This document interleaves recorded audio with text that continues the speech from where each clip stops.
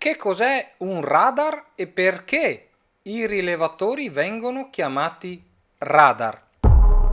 Ciao, sono Davide Marcomini, nella vita faccio l'installatore di sistemi di sicurezza, sono anche l'ideatore e fondatore del portale Top Security Advisor e autore della guida antifurbo.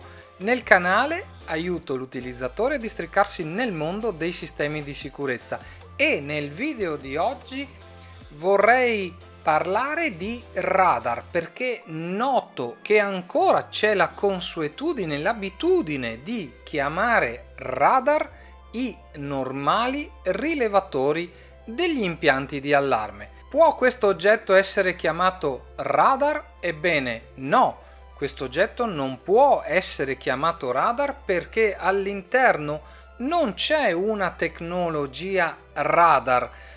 Per fare questa distinzione, che per un addetto ai lavori dovrebbe essere banale, dovremmo andare a vedere che cos'è un radar. Un radar è un'apparecchiatura in grado di misurare la distanza di un oggetto, di sapere dove si trova quell'oggetto. Come fa un radar a misurare la distanza di un oggetto, la grandezza di un oggetto e sapere dove si trova quell'oggetto?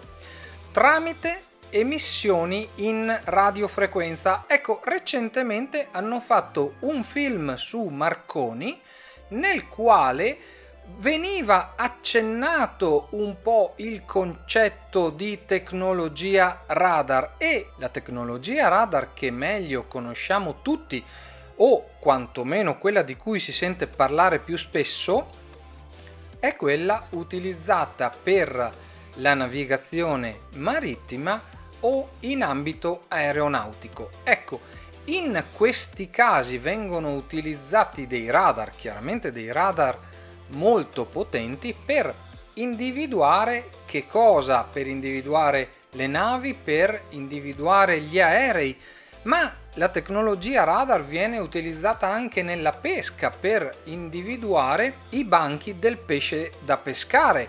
Ecco, il radar è in grado di individuare gli oggetti grazie all'emissione in radiofrequenza. Come dicevo, il radar è in grado di rilevare l'esatta posizione di un oggetto in base alla quantità di radiofrequenza che viene restituita, che ritorna all'antenna. Sì, perché di un'antenna stiamo parlando di radiofrequenza, quindi abbiamo un'emissione in radiofrequenza e un ritorno in radiofrequenza quando la radiofrequenza, passami il semplicismo, rimbalza sull'oggetto e ritorna all'antenna. Questo effetto si chiama effetto Doppler. Questo rilevatore non è in grado di determinare la distanza di un oggetto. È vero, dentro c'è una microonda e quindi è un'emissione in radiofrequenza, ma non è così evoluto, non è così intelligente da determinarmi la distanza e la grandezza dell'oggetto. Quindi tutti questi rilevatori, tutti gli oggetti come questo, non per forza questo, ma tutti quelli che vediamo nelle nostre case, nei nostri uffici, nei nostri negozi, non possono essere definiti radar. E quindi che cos'è questo radar nel campo degli allarmi? Ecco, nel campo degli allarmi posso definire radar oggetti tipo questo.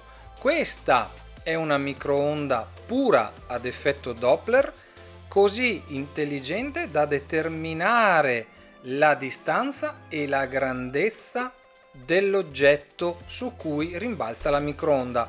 C'è un video specifico nel canale che riguarda questo oggetto, nel quale ti spiego come funziona esattamente, ti metto il link nelle schede. Questa è appunto quella che può essere chiamata tecnologia radar. Chiaramente è solo un tecnicismo, ma è giusto anche capire queste sottili differenze per iniziare a masticare qualche cosa in questo ambiente, perché poi uno si aspetta un radar reale quando un radar reale non è. Spero di averti dato uno spunto utile sul quale riflettere anche nel video di oggi. Ringrazio tutti coloro che si sono iscritti al canale. Se non l'hai ancora fatto, iscriviti, spunta la campanella per non perderti gli aggiornamenti che andrò a pubblicare in futuro. Noi ci vediamo nei prossimi video. Ciao!